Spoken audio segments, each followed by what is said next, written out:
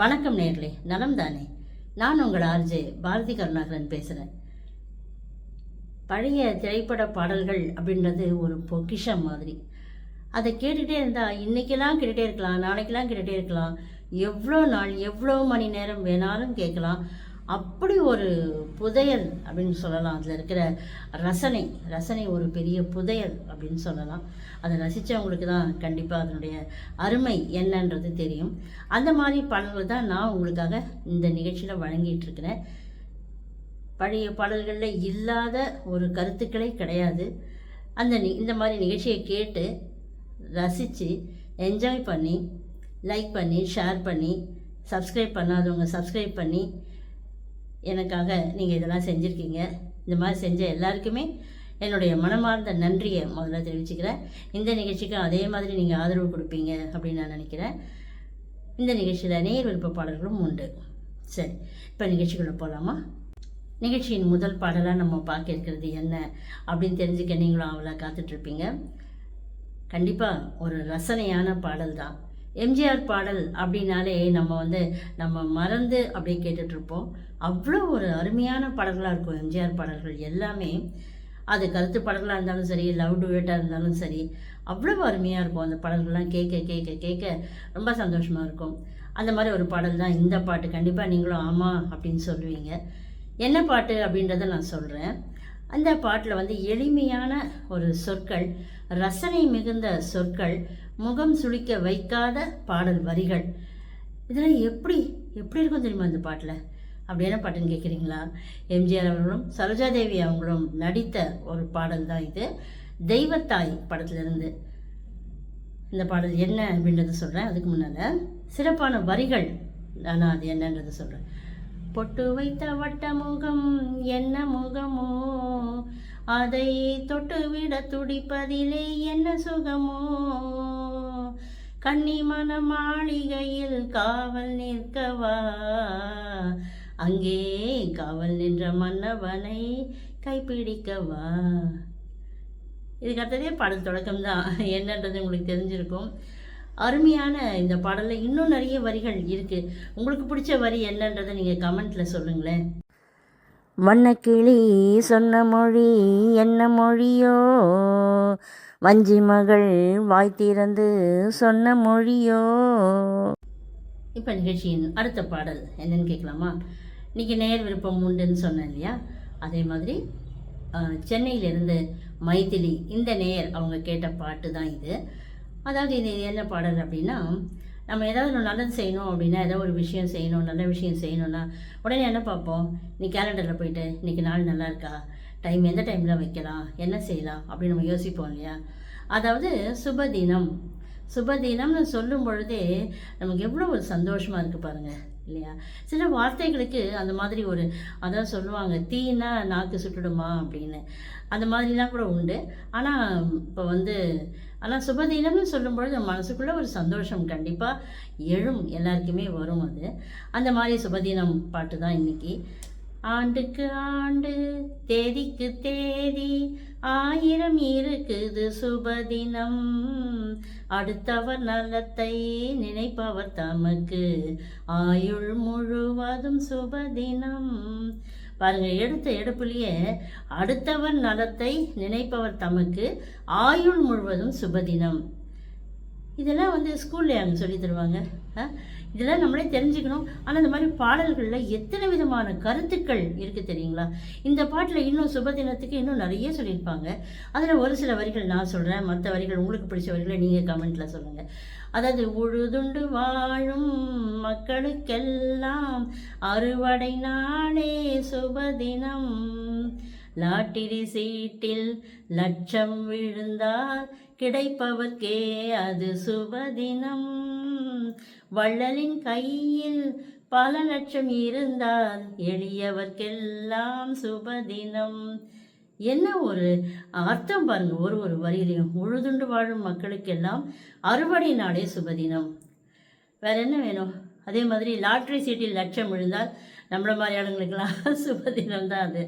அது எல்லாருக்குமே அது பணம் காசு அப்படின்னாலே எல்லாருக்குமே அது ஒரு சந்தோஷம்தான் வரும். அதே மாதிரி வள்ளலின் கையில் பல லட்சம் இருந்தால் எளியவர்க்கெல்லாம் சுபதினம். அந்த வார்த்தைகளை எப்படி அழகாக வந்து செலக்ட் பண்ணி அந்த இடத்துல எழுதியிருக்கிறாங்க பாருங்கள் இல்லையா? அருமையான பாடல். இதில் உங்களுக்கு பிடிச்ச வரிகளை நீங்கள் கமெண்ட்டில் சொல்லுங்கள். வள்ளுவன் பிறந்து குறளை சொன்னான், அறிவுக்கு அதுதான் சுபதினம். மேட்டூர்லேருந்து ஆவடி அனந்தலக்ஷ்மி கேட்ட பாடல் என்னன்னு பார்க்கலாமா? நிகழ்ச்சியின் அடுத்த பாடல் என்னன்னு பார்க்கலாமா? இது வந்து இவங்க ஒரு அருமையான ஒரு பாடலை சொல்லியிருக்காங்கப்பா. என்னவோ ஒரு அருமையான பாடல் தெரியுமா? எல்லா பாட்டையும் நீங்கள் இப்படி தான் சொல்கிறீங்க அப்படின்னு சொல்கிறீங்களா? ஆமாங்க, எல்லா பாட்டுமே அப்படி தான் இருக்குது. ஒரு பாட்டையும் நம்ம நினைக்கும் போது அந்த பாட்டில் இருக்கிற வரிகள் இல்லை நம்மளை வந்து அப்படியே மயக்குது, நம்மளை அது மாதிரி சொல்ல வைக்குது. நேரில் நீங்களும் செலக்ட் பண்ணி அழகாக பாடல்கள் எனக்கு சொல்கிறீங்க. அதை நான் அப்படியே மெய் மறந்து போகிறேன், வேறு ஒன்றும் இல்லை. இவங்க சொன்ன பாட்டு எது அப்படின்னா, பாசம் படத்துலேருந்து சரோஜாதேவி அவங்க மாட்டு வண்டியை ஓட்டிக்கிட்டே பாடிட்டு வருவாங்க. அந்த பாட்டு அது. அந்த பாட்டில் வந்து ஜல் ஜல் ஜல் ஏனும் சலங்கை ஒலி சல சல சல வேண சாலையிலே செல் செல் செல் எங்கள் காளைகளே சேர்ந்திட வேணும் இரவுக்குள்ளே அப்படின்னு பாடுவாங்க.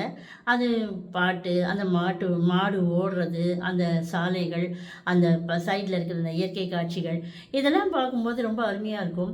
அதுவும் இல்லாமல் இந்த பாடல் வரிகளில் வரும், அவங்க சொல்லுவாங்க, காட்டினில் ஒருவன் என்னை கண்டான், கையில் உள்ளதை கொடு என்றான், கையில் எதுவும் இல்லை என்று கண்ணில் உள்ளதை கொடுத்து விட்டேன்.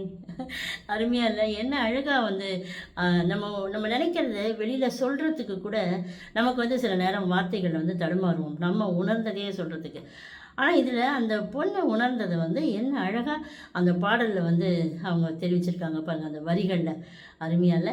அது மட்டும் இல்லை, இதில் இந்த பாட்டில் இன்னொரு வரி இருக்குது, அது வந்து நான் சொல்கிறேன். அதுக்கு முன்னாடி உங்களுக்கு பிடிச்ச வரியை நீங்கள் கண்டிப்பாக கமெண்ட்டில் சொல்லுங்கள். என்ன இதில் இன்னொன்று என்ன சொன்னேன்னா, அவன்தான் திருடன் என்றிருந்தேன், அவனை நானும் திருடி விட்டேன், முதல் திருடும் காரணத்தால் முழுசாய் திருட மறந்து விட்டேன். ஃபஸ்ட் டைம் திருடுறாங்களாம், அதனால் அவங்களுக்கு வந்து எக்ஸ்பீரியன்ஸ் இல்லை அப்படின்ற மாதிரி கொஞ்சம் நகைச்சுவையாக இருந்தாலும் என்ன ஒரு அர்த்தம் பொதிந்த வரிகள் பாருங்கள்.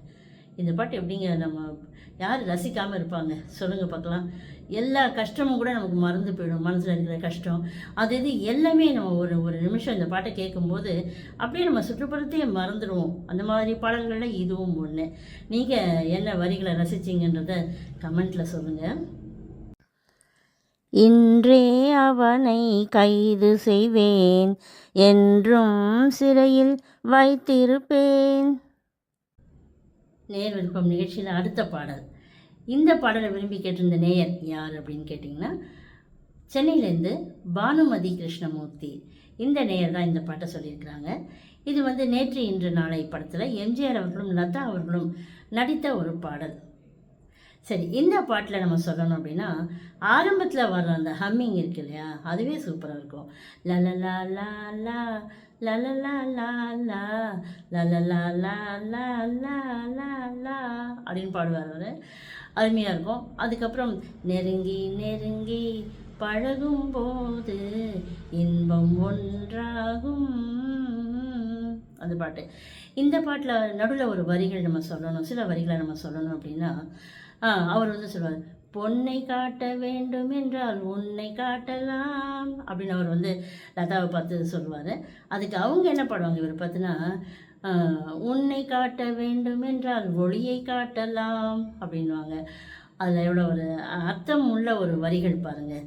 இதெல்லாம் ரசிக்கிறதுக்கு நிறைய இருக்குது. நீங்கள் ரசித்த விஷயத்த எனக்கு கமெண்ட்டில் சொல்லுங்கள், ஓகேவா? கண்ணிலிருந்து இதயம் வரையில் காதல் போராட்டம். இந்த நிகழ்ச்சியில் இது வரைக்கும் சில பாடல்களை நம்ம கேட்டோம், என்ஜாய் பண்ணியிருப்பீங்க அப்படின்னு நான் நினைக்கிறேன். இந்த நிகழ்ச்சியை நீங்கள் வந்து என்ஜாய் பண்ணுங்கள், லைக் பண்ணுங்கள், ஷேர் பண்ணுங்கள், கமெண்ட் பண்ணுங்கள், முக்கியமாக கமெண்ட் பண்ணுங்கள். அப்புறம் சப்ஸ்கிரைப் பண்ணாதவங்க சப்ஸ்கிரைப் பண்ணுங்கள். நன்றி, வணக்கம்.